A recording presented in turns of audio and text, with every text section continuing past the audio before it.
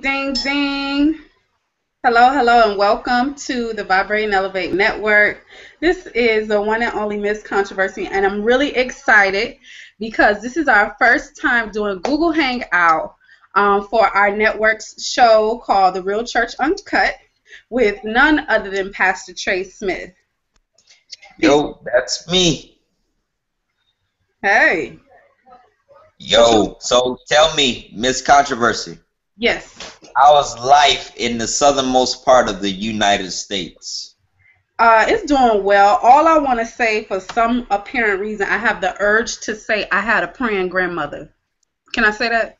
Ah, she said I had a praying grandmother. Praying grandmother, because I don't belong to you. Okay, I'm going to stop. My Lord, my Lord. Well, listen, I'm excited because I know, like, people don't know, you're like my sister from another mother, the same father type swag. From the So, motherland. yeah, you know. So, like, what I'm loving is, what I'm thinking about actually is, this show dealing with cults and foolishness and demons and whatever. But more, we're dealing with cults tonight. And what's major to me that's really been bothering me in the news is like this whole issue going on with Israel. Like, have you been watching that? I don't like to watch the news. Really? No. I don't want to comment on that right now. Praise Okay. him. Okay, I'm past it. So, what happens though, like what's going on is like I'm looking at it like there were 110 passengers like in this plane and it just got knocked down, right? By these whole missiles. Now here's my thing. This is my thought. We have the richest country. We have the most technologically advanced country. But yet all of these missiles that are hitting these planes are a surprise to people. But now all of a sudden, these things, truth be told, if you listen to people who are on the ground, this stuff has been happening all the time, right? But did you know that this is actually a part of biblical prophecy? And white supremacy. Oops. Don't get me started. But it's true. It's all true and it all works together. But the problem is we're afraid to bring this to me because I think it shows how unprepared we are for what's been prophesied that is actually happening and coming about. And it's not just the supremacy folks, the supremacy groups, but it has a lot more to do with just people being silent. Remember we dealt with, like last show, when we were dealing with, what was it, demonic something devilish, no, porn. Just because your raggedy tail don't want to admit you got an issue and you like to see girl on girl and sometimes boy on boy, whatever it is, and you don't have any accountability, that mess is gonna happen. True. People want to know why all these little kids coming to your office on the office hours. What's going on?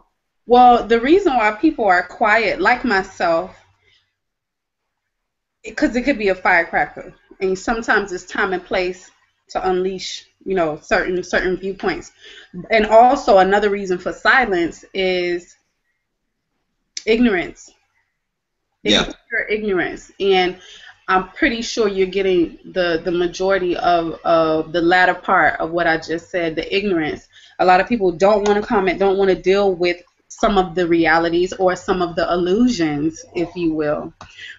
So the focus does need to be in the household. What are you doing to prepare? There's a lot of predictions and a lot of things that have been foretold, and we're not ready for it. We're not ready for tomorrow if all the lights went out. We're not ready for that. Our faith ain't even ready for that. Now that's deeper than anything. And that's very, very true because I think the reality, I think we even study and research on such a low level so that we won't know the deep truths that are in our culture. And what actually inspired me to talk about tonight's show and tonight's piece is this joker, Mason Bethel, rapper. You remember that song, Feel So Good? No. Okay, you like, he stole that song from there. You like, stay alive, stay alive. Don't do Remember? that. You remember? I'm Don't trying do to. that. If you could just remember, it would be easier than me doing it. I remember Mase with Puffy and Mase like with Biggie. Like the Mase you talking about, nobody don't know that one. Well, Mase, though this, Mase in your voice. He drops a hot CD, then he goes, gets redeemed, gets ordained, becomes a preacher. I mean, Creflo picks him up, so he's kind of still in that rap flow, Puffy picked him up, then, he did his, he did his thing, then he wanted to do his Jesus thing, so then Creflo picks him up, endorses him, sets him up in Atlanta. He's doing this thing, this church called SANE, Saving a Nation Endangered. That was the cause of his church. And then acronym. Yeah, but and then he gets caught up with a tranny. Wait, they get past that. What? He gets caught with a transsexual. Oh, he did. Yeah, he got caught with a transsexual. Lord forgive. But he was cool though. That worked out. Got past that. But then, but he was in Atlanta though. Yeah, I mean, but like I said, we get past that. I'm fine with that. I guess that's just what they do. I ain't got no issue with it. I mean, if that's your thing and that's your choice, you a grown man. Just be grown about it. Don't be upset. As the story goes, he was caught with the towel in his hand, and tranny and the cops caught him. And why do I say that? They say, no, am I belittling him? No, I'm saying this is what happened. But deal with it. Now get past it. But then your wife get caught up with a DUI, and you blasting her and bar her from the church. Church people. This think about it. You get caught with a vice. Your wife get caught with the DUI, and you kick her out the church. And then you say, I'm looking at this article right now. It says Mase regrets becoming a pastor. Hello. To whom much is what? Given. Much is required. So now his next CD is coming out with Diddy and Rick Ross. And what is it called? Shoot. Does it say anything about what it's called? I would love to have a single. Like Preachers and Cadillacs or something like that. No, what I'm trying to say is, in Mase's defense, or in anybody's defense, I mean, he could change his mind. What? He could change his mind. This ain't something you mentally accept. You don't mentally accept. No person in their right mind accepts being a pastor. Look, if I had a choice, I would rather be like a Secret Service member, just taking out people and nobody ever know about it. CIA, just sniping people. That would be my choice. By the way, he's very capable.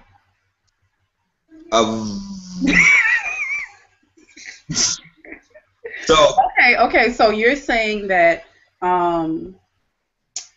that he should be under ridicule because he took on such a role in the community and decided to run it through the muck and thinks that he can say, okay, I don't want to do this no more after he's dedicated his life towards something. Is that what you're saying? No, what I'm saying is when you're making public professions, you can't take that back, especially in the age of the internet. And like you said, he can choose whatever he wants to do. He can do whatever he wants to do. And because of that, people are choosing what they want to do and not realizing the seriousness that people are following you. You can have some joker rocking Jabot jeans and next day rocking church slacks and say, yo, I can just switch any given point without any penalty. I do see your concern. And the reason why I may be like so laid back on this is because people need to get rooted in themselves and not so much in how much we put on leaders. Like, we are on every single thought, every single, if they flinch, if they, come on. And to me, that's idolizing. It's a thin line between honoring a teacher or a professor or your master teacher, if you will, and then idolizing them. You know what I mean? Because you missed the point. And I think that a lot of people in the black church do idolize. That's why they focusing on the wrong damn thing, worrying about the kind of car, this or that, or versus worrying about the quality of education and information that they're receiving. I can run with that, and I think I will honestly say on this subject, I can 100% run with you, and I think that you actually have the. Is that your phone? What was that? I don't know. I'm getting. Anyway, I think I can honestly say I think you have the point that I have to. You persuaded me because it's true, and because we live in a culture now where we're just so focused on this, that, and the other. I think it's just true. I think we have misplaced our focus. You know what I mean? Right, and just like last week, not only have we misplaced our focus, in doing so, this has altered the accountability, right? Because if Creflo Dollar so-called endorsed this guy, where's the team of people around him keeping him in check? Yes. If he wants to drop a record, this need to be a Christian rap record. If that's what you want to do, like, you can get Rick Ross in the church. I'm just saying. Even Lil Wayne dropped a joint that had Jesus in there and he wasn't cussing. Listen, don't talk about Lil Wayne. I know he whatever, but I love Lil Wayne. Well, let's get past that and tell me about your angel and demons, love. Oh Lord! So every week we come with this angel and demon, and my angel of the week is the Holy Spirit, your highest self, or that spirit that's whatever you connect with. That is my angel of the week, and the reason why I say that is because anybody who is connected to the Creator and connected to themselves, I feel that you are evolutionary. You know what I mean? You have evolved to a certain place in this human history, because if you have that connection, you have all that you need. You have that intuition, you have discernment, you have all of those things working for you, and I think that if you are connected, you know it, and you're very grateful for it. And so I have to give it up for all of that, because that's been going on all summer, and I'm really excited to have experienced, even throughout my whole life, as long as I can remember, I've had that type of connection. And so I pray that for everybody. I pray everybody gets to have that type of angel in their life, working for them in their life. And my demon of the week, I don't know. I didn't think about a demon of the week. I mean, all I want to say, in light of us talking about Rick Ross, these haters can't hold me back. And whatever demon out there, I advise him to move out the way. Swag. These demons can't hold me back. These demons can't hold me back. These demons can't hold me back. See? Oh, snap. Okay. So, since we said that, now my demon of the week. Dun dun dun dun. It's a repeat. Its demonic presence is amazingly active. The U.S. government. Oh Lord. Yet again, because I saw Obama on deck. He was talking about how Russia is doing all this stuff yet again to encourage and help the separatists shoot down planes, this, that, and the other. And he's blaming Russia, and he says our intelligence says that it's them. My reality is, if we are the big brother police of the world, why don't we, like you said, help instead of blame and give us reason to try to overtake and destroy somebody's land? I think that's crazy. So I think we as the government, we're messed up, and if we could, I'm telling you, I would live on like Bermuda and just be happy. Anyway. Okay. Yeah. You said that was your angel of the week? That was my angel of the week. How about they both? How about what? I said, how about they can be both? Oh, jeez, no. My angel of the week is our precious Miss Controversy. Oh, Doom, doom, doom. And thank the you. reason why you are, Where the did you reason go? why, it's simple. The reason why you are the angel of the week because of your commitment. Ever since we've met you, you have been faithful, you have been committed, and you have constantly just opened up so many doors for everybody else, and that has been your passion and your drive to no matter how many people are with you or against you, you stand alone. And your commitment is really inspiring to me. And I say, wow, if people had your type of drive, we would be better off. Wow, that's so sweet. I do have to say, in light of that, thank you so much. And even though I call him the mean one, those of you that know, I don't know. Some days he might have been my demon, but I also charge him too with being an angel and pushing me. And the reason why I call him the mean one, because he's so tough and he's so straightforward, and he has the authoritative energy that I think young business owners need. And that's how we met. And I appreciate him and his family and his ministry and what he has going on. So I really appreciate and thank you for all that you are committed to do, unlike Mase, who changed his mind. But if you do become a rapper, I'll be in the back hyping you up. Yeah, gotta grab some rhythm first, but that's why you'll rock out front. Um, but you know, which brings us to my favorite point, which is the highway to hell. Okay. You know, I'm pretty hard on preachers and leaders a lot simply because I know what it takes to be one, and I know what's expected of us. And there are souls out there. I can tell you that honestly, in my younger years as a minister, I messed up a lot of lives and a lot of souls. Uh-oh. And a lot of people really followed me, and because I didn't take it seriously, it's no telling how many people left to the wayside. So I can personally say I understand the value and the call of being a leader and making sure that people are at the forefront of what we're doing. I don't do what I do just because I can do it. I don't lift up the name of Jesus just because it's the thing to do, but because I found that it's the best way to do it. So I try my hardest to encourage people and to inspire them to do better.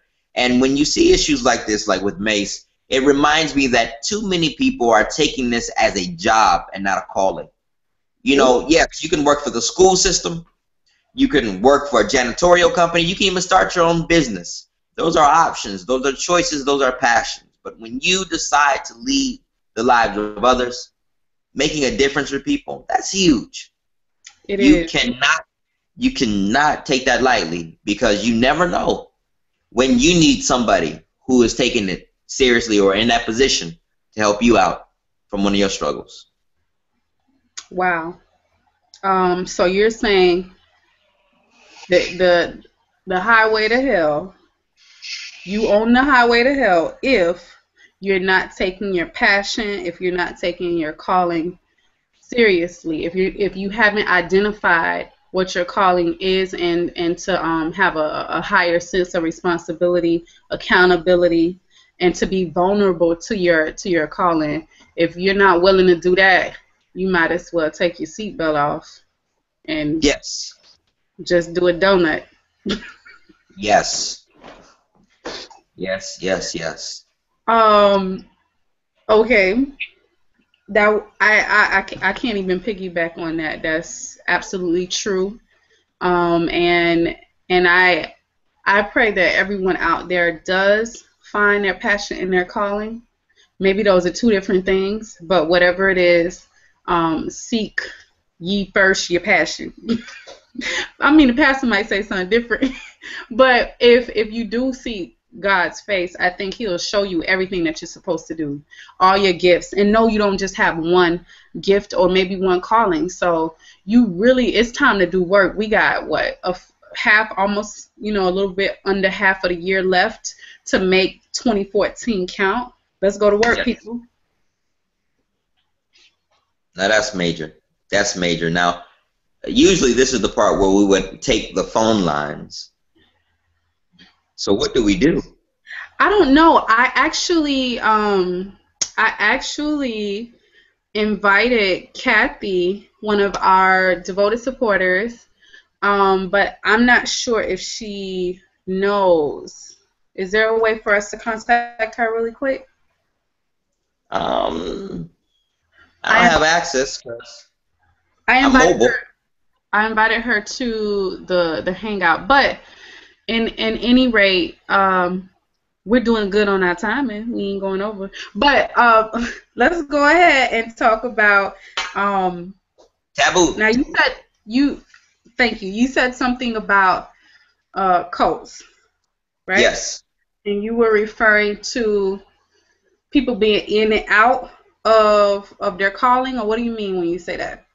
I say that because, for an example, like cults are just anything that goes against the normal culture of the time.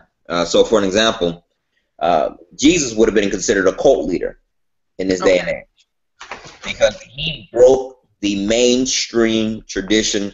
He said, to heck with it. That's not how we're rolling. We're not doing things like that. And typically, that's what Mase has really done for us today. He's changing it. And not only Mase, but now, did you see that yesterday, Preachers of LA, Season 2, Episode 1. I saw a snippet of Diedrich picking out tux or something.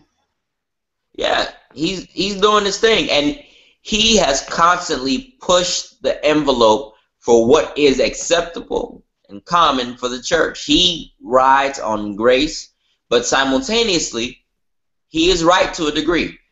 There's a lot of stuff that we have deemed Christian. And funny, you ready for this? You're going to love this, Miss Controversy. Let me hear it. Back in that time, when disciples were first called Christian, that was like calling a joker N-I-G-G-A. Okay. And I say because it's like we glorify the word Christian and Christianity and all of these things, but that was a derogatory term given to the faithful to Jesus. Mm. And because we are such good followers, nobody ever questioned it. Oh, it sounds good, so we're Christians. Someone asked me, was I a Christian the other day?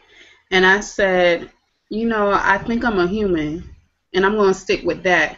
Because I think a lot of times certain titles, especially when it comes to religions, they disconnect us from the reality of spirituality, the reality of what God is obviously doing in the universe, in our life, and it's undeniable. And sometimes we just wilt back down to this, this structure or this entity that we put everything in, but all the energy and effort that we're putting into that, we should put into studying and see that it's so much bigger than that. That's why you have, these people dying in other countries, and it's always going to be wars and rumors of wars, but you got to make sure yourself, your mind and your heart is in alignment, and I think that's how we can solve a lot of the problems in our community, in our hearts, and in our homes. Yes, I totally agree. And I taught Bible study last night, and I was challenging every doctrine that they had. And mind you, I'm new up here, so my whole thing is, I want to know why you believe what you believe. Prove it to me. If I have to yell out there's a Trinity doctrine, why is it true? Explain.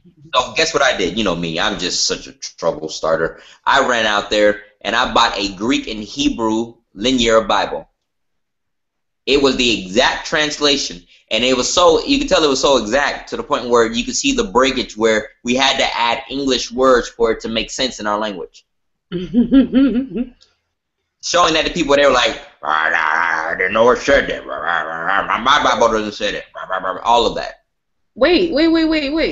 I think there's a cult within the Black Christian community that we don't know about called church. How about that? This is true.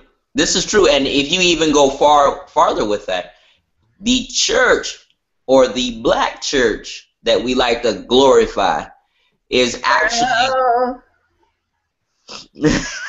is actually an occultic version, because we are so mystic and so phenomenal in our approaches to just the basic realities of Christ. Mm-hmm. How you love them apples, huh? They green. So tell me, how does that come into our taboo, precious dear? I mean, well, a whole lot, because first of all, T.A.B.U stands for telepathically, assertive, bold, and unapologetic. And the reason why I had to spit that out like that, because I like to bring some flavor to the table that a lot of people don't like to touch. And I alluded to it a little while ago about being in tune with yourself and learning some basic spiritual laws and principles. Like there's some basic principles, for on this planet dealing with science, like the law of gravity. You know what I mean? But we don't dive into the spirit aspect of spiritual laws, of giving, forgiving, balance. You understand? And asking, you shall receive. All of these different types of things that we just leave it out there, and the book is showing you so much, and we just leave it to the program on Sunday. And so the taboo aspect of what I'm really trying to say and challenging you as a leader and anybody else that's out there as a leader is really show the people, teach the people how to become researchers so that they can enlighten themselves and be more into this spiritual experience as a human. That's what I got to say. Well, you are swagging out. Well, you know, the great thing is we are actually exactly 2 minutes away from closing. So that means I get a chance to do my fun. Yeah, I'm going to do da-da-da-da. So you ready for this? Okay, here we go. All right, to make sure everything's out the way. All right, so as always, Pastor Trey has some unusual way of departing from you all and trying to give you the importance of the understanding that is about the universe and that which we believe. So, what I'm trying to remind you is that if you are outside today and you find yourself in need of saving, and you're asking God for direction and clarity, and Superman won't come fast enough, and it's not dark enough for Batman to save you, and the Green Lantern's ring has run out of power, you can lift your hands toward heaven and you'll find that God will send down an angel. And he'll rescue you and redirect you to the show called The Real Church Uncut and say there are at least 2.5 scriptures that will come to meet your need. So with that being said, I encourage you to continue to support this precious ministry of the Lord's Church and make yourself a component of change. Back to you, Miss Controversy. Oh Lord, the moment of foolishness and seriousness all at the same time. We want to thank you for joining us on this awesome show. Again, I want to thank Pastor Trey and Chantel Smith. I also want to thank the Waggles. I'm on location here in Homestead, and I'm so grateful to be shooting the show here with family. So thank you guys. You can find us again. Yo, I don't know what's wrong with Blog Talk Radio, but they've been fudging up for the past few days, and so both the Vibrate and Elevate show has been via Google Plus, and so has now the Real Church Uncut. And so I'm all down for evolving, and if that's what it is, so be it. So it's been a blast. Thank you so much. Leave your comments. If you want to get in contact with us, please just reach out at 786-972-8695. We would love to hear your suggestions for topics. And if you wanted to talk business with myself or Mr. Trey, you know, he's a business coach. He has an international marketplace ministries, and I do business consulting. So we are definitely a power team. So look us up, connect with us, and peace and blessings as always. Peace. Peace. Oh, Mase, holla at us, man. Holla at us.